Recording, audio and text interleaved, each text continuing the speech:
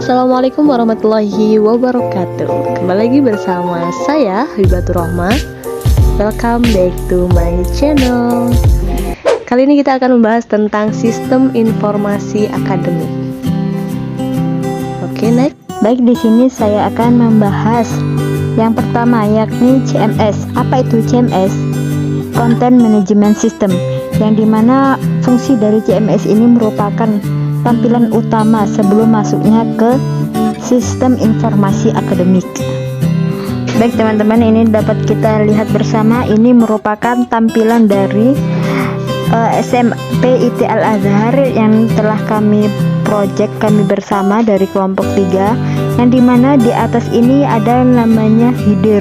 Nah, header ini merupakan tampilan awal dari SMP IT Al-Azhar, dan di bawahnya terdapat beberapa menu: home, berita, album, SIA, e-learning, terus ada kelulusan, agenda, forum, alumni, dan yang terakhir yakni hubungi kami.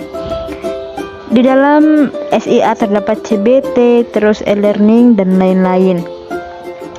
Nah, dimana di sini juga ada terdapat foto kepala sekolahnya. Terus ada profil sekolah, ada visi misi, sarana prasarana, sejarah, dan lain-lain. Nah, di dalam SIA ini juga ada menu sarana prasarana, yang dimana di sini dapat kita ketahui adanya lahan parkir, terus ruang kepala sekolah, lapangan olahraga, dan lain-lain. Di sini dapat mengetahui apa saja sarana prasarana yang tersedia di SMP IT Al-Azhar tersebut. Selain sarana prasarana, di sini juga ada tampilan berita. Nah, di mana berita ini yang baru saja diangkat yakni ujian tahfiz terbuka yang dilakukan oleh SMP IT Al-Azhar, dan ada foto kepala sekolah yang khatibul umam yang biasa dipanggil Gus Umam. Itulah tadi sekilas dari tampilan CMS di SMP IT Al-Azhar project kami dari kelompok 3. Setelah tampilan CMS tadi, kita di sini akan membahas mengenai SIA atau yang disebut sebagai sistem informasi akademik, yang dimana SIA yang kita bahas kali ini terdapat 12 modul. Ini merupakan tampilan awal dari SIA tersebut, dimana di sini ada akademik, kesiswaan, keuangan, perpustakaan, dan lain-lain. Yang pertama kita akan membahas mengenai modul akademik, modul alumni, dan modul arsip akreditasi. Untuk yang pertama, kita ke modul akademik. Ada apa saja sih di modul akademik ini? Dapat kita lihat bersama. Di sini ada data pengguna. Siapa saja data pengguna itu? Ada guru, kepala sekolah, staf. Nah, di master itu ada tahun ajaran, jurusan, terus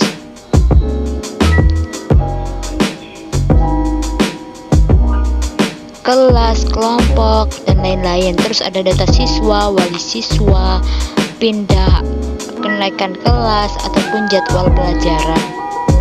Di sini kita juga dapat mengimpor ataupun ekspor data dengan Excel, dengan cara menambahkan data dengan manual juga bisa. Nah, di dalam modul akademik ini juga terdapat jadwal pelajaran, absensi siswa, terus menginput nilai siswa, di mana nilai ulangan harian, UTS, maupun prestasi dan ekstrakurikuler, dan nilai rapot. Itu tadi tampilan dari modul akademik. Selanjutnya kita akan membahas mengenai modul akademik. Nah, di dalam modul akademik ini terdapat apa saja sih? Di sini terdapat konfirmasi pendaftaran, terus data alumni, data lowongan kerja, data pengumuman, maupun laporan data alumni. Di sini juga dapat terlihat grafik informasi aktivitas apa saja yang dilakukan oleh alumni itu, baik bekerja, terus wirausaha, maupun kuliah. Selanjutnya kita akan membahas terkait modul arsip. Di sini di dalam modul arsip terdapat data master, terus input dokumen, data tamu, dan laporan arsip. Apa aja sih yang ada di data master, yakni jenis dokumen, ruang, lemari, rak, box, map. Dari data-data ini terdapat juga urut, terus dapat diketahui jumlah tamu, apa saja dokumen yang diinput. Jenis-jenis dokumen di sini terdapat surat masuk, surat keluar maupun ijazah. Juga terdapat beberapa total dari jumlah dokumen-dokumen dari arsip yang masuk, juga terdapat catatan agenda ataupun kegiatan. Modul yang selanjutnya akan kita bahas yakni modul kesiswaan, modul kelulusan, dan modul PPDB online. Selanjutnya kita akan membahas terkait modul kesiswaan. Di sini dapat kita ketahui ada data master, pelanggaran siswa, bimbingan siswa, kehadiran siswa, apa saja barang pinjam dan barang sitaan siswa. Nah, di data master ini terdapat poin pelanggaran dan sanksi dari pelanggaran yang dilakukan oleh siswa. Juga ada laporan-laporan. Apa itu laporannya? Ada poin siswa, pelanggaran siswa, bimbingan siswa, dan kehadiran. Di sini kita dapat mengetahui berapa kehadiran siswa, alfa, sakit, izin, maupun jumlah pelanggaran dan peminjaman maupun barang sitaan. Berikutnya yakni modul kelulusan, di mana modul ini kita dapat mengetahui total dari kelulusan siswa, baik siswa yang tidak lulus maupun siswa yang lulus. Nah, di sini terdapat menu data siswa dan pengaturan manual book dan logout. Itulah dia data kelulusan. Berikutnya yakni modul PPDB ataupun penerimaan peserta didik baru. Di sini dapat kita ketahui ini secara online ya. Ada berapa jumlah pendaftar, baik jumlah dari laki-laki maupun perempuan. Di sini juga kita mengetahui calon pendaftar dan pengumuman yang lolos dan banner misalnya untuk mempromosikan sekolah tersebut. Modul yang berikutnya akan kita bahas yakni modul keuangan, modul buku tamu, dan modul CBT admin. Berikutnya yakni modul keuangan. Di sini di dalam modul keuangan terdapat master pembayaran, pembayaran siswa, tabungan siswa, belanja siswa, jurnal umum. Nah, di dalam master pembayaran di sini terdapat jenis pembayaran dan tarif dari pembayaran tersebut. Di dalam jurnal umum juga terdapat menu pemasukan dan pengeluaran yang dilakukan oleh siswa. Di sini juga ada pembiayaan ataupun rancangan anggaran biaya sekolah, di mana di sini juga kita dapat mengetahui sumber dana yang masuk, terus kategori dana tersebut, dan cara mengelola dana maupun sisa. Juga terdapat tabel laporan dari pembiayaan tersebut. Laporan siswa, tabungan siswa, terus belanja siswa, laporan rekapitulasi, terus jurnal, dan lain-lain, masih banyak lagi.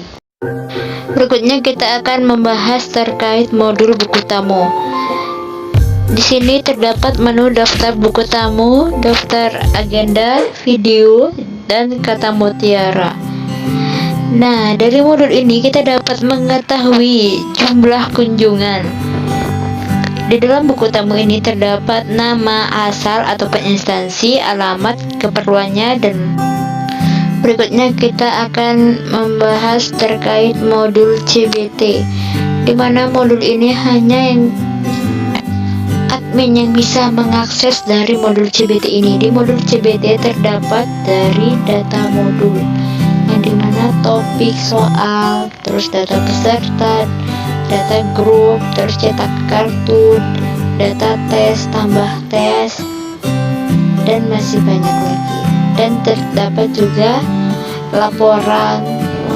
Di dalam modul CBT ini juga terdapat petunjuk penggunaannya dari misalnya data modul, terus data peserta, dan data tes.